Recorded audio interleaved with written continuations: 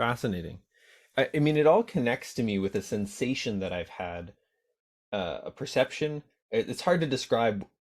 Like, so, like you can perceive Moloch, right? But like, what are you perceiving when you perceive Moloch, right? It's, Yeah. um, but there's a perception that I've had when I really get into what you could call the learning mindset or something like that. I mean, the mindset that generates game B would be like another way to put it. When really getting into that mindset, even not fully integratedly, which is a thing that I hadn't appreciated before, that one can be inhabiting that mode and still Hmm. have. I mean, like I obviously sort of knew this because I kept oscillating between them, but I didn't really appreciate that I wasn't bringing all of myself into wholeness with me into this mode, which at the time I would have thought of was a contradiction, but it, having done it and having noticed that I've done it, it's definitely not a contradiction. It definitely happens. But I would have this experience of being in this like learner mindset mode and just watching the upward spiral of everything being fodder for learning, watching its sort of utter power, like this feeling of like nothing is lost, like it's almost like an information theoretical version of the sort of indigenous practice of using all the parts of the animal. Hmm. It's like every moment, every Hmm. salient element of all of our conversations, all of our mistakes, all of our, you know apparently wasted youths, turns out to somehow fold itself into relevance Hmm. when the attention is oriented towards doing that rather than towards regret or blame. um That's a very powerful statement. it's it's one of the things that makes it seem so obvious to me that game B is the thing to work on, like, and that the thinking that generates it is the thing to work on. And also one of the things that makes it obvious to me on some level, like how little of it else there is out there. I'm sort of like, if there were a group of 100 people out there who were experiencing this with each other consistently, we'd already be in a different world. Wow. Yes, for Yeah. sure. It's interesting. So that's interesting. Like how do I say? My heart aches when you say that, Mm. um, because this is true. And I would say I drew this up on a whiteboard something like 10 years ago, and the number was somewhere between 30 and 150. Mm. And somewhere in there, we will discover that we're actually in a different world. Oh, okay. Well, that's easy. Okay, great. Let's then do that. Hmm. Hmm. Mm. Turns out it's crazy hard. Weird. Yeah, harder than it sort of feels like it should be, or that used to be the case for me. I mean, I'm now like, well, it's going to be exactly as hard as it is. Like Ah, very pointed. Yes, it's going to be exactly as hard as it is. You're like, huh? That actually comes. It's imported. Like it's actually an implicit, right. an It's intrinsic. Yes. intrinsic, and one of those obvious things. The trajectory that my life has been on, has been one of trying to create a prototype pocket of people aiming to get into this mode together, um, and scale, here in Victoria. And um, that seems like broadly what I want to be doing with my life, wherever and whoever I'm with. And largely, I've been organizing my life around wherever feels like the best bet for that. And that's one of the things that I've been wondering about, is like, how many groups out there are there who are doing this and keeping a low profile? It's like, I've been kind of hinting enough on the internet that you can kind of get a sense that I'm doing something like this, but still not really.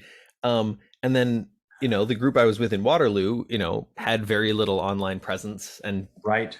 and so it's like, are there like dozens, even hundreds of proto groups like this? I would say yes. Yeah.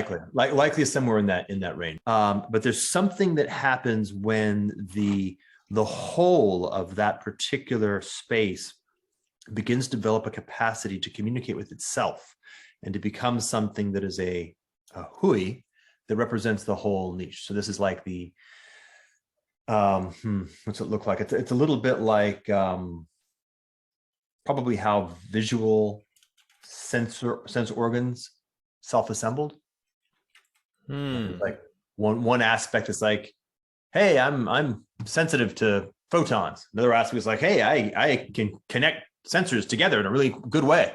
The third, like, hey, cool, I can actually connect actuation functions to anything kind of. How about we work together? How about we loop like photonic sensitivity to actuation functions? Cool. What's that look like? That emergent potential Right. Yeah. that requires a series of functions that independently have no capacity to achieve the emergent potential, but it is actually latent in the collaborative possibility. And so it's actually the progressive perception of how to collaborate and therefore to embody the actual that has the capacity to express the emergent possibility. Getting your fingers on the foothill of the invisible global optimum. Yeah, I just made an interesting connection with this and something that Stuart Kaufman talks about in Reinventing the Sacred, um, which I forget the exaptation is the term Yep, for it. Yeah. exactly. Um, yeah, and that feels related actually to what I was saying about the kind of the upward spiral just eating everything. It's like, oh, we can accept that for this, like, Right, whoop, right, whoop, right. whoop, whoop, whoop, whoop, whoop, like all of this latent potential. It's all just like chilling there. And sometimes things are destroyed, but like Well, even of course, that's them, okay. yeah, There's no problem with that. yeah, It's like peeling the orange. right.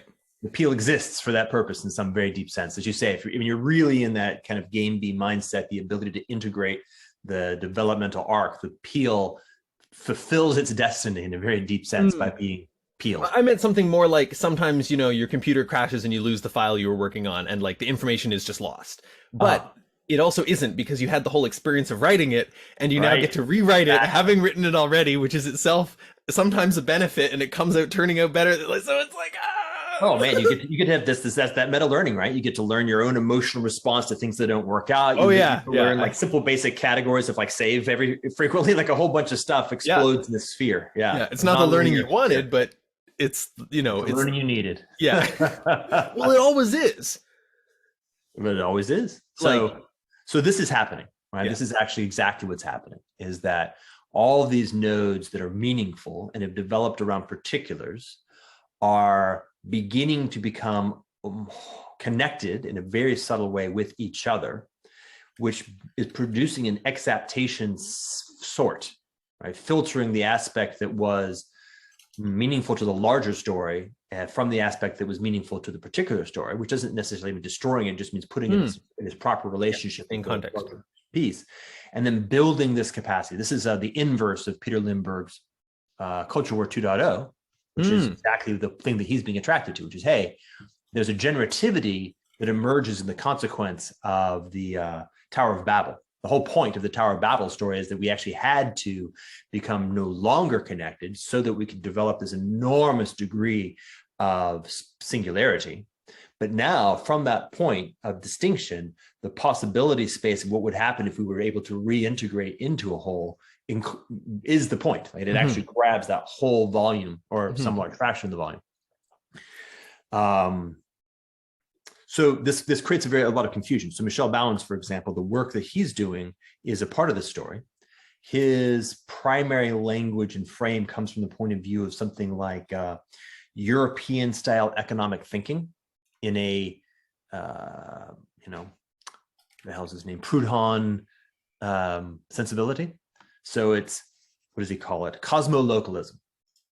I was just thinking about the thing that you said to Ari de Lashmat on the podcast that you and he did last year, which I really enjoyed, talking about paragliding and collective intelligence. Yeah. And you said something about oh, I forget what you called it, but it was something about like we're all indigenous to Earth, like indigenous being like coming from a place, Yeah. having placeness to you, and it sort of feels like the Tower of Babel thing you described has this quality of like exploding out until it wraps around, and then it's like, oh, well, I guess we're all here now. Yeah. Something like that. Yeah. And it's actually, if you think about it, it's very nice because you can do that not this was one of the very first insights that in my early game B days was the petri dish. Like, where did game A come from? That was the inquiry. Like, okay, this is a diagnosis. How did it happen? And by the way, I'm still not quite clear on it because obviously you get to a point where models of reality become very difficult to hold.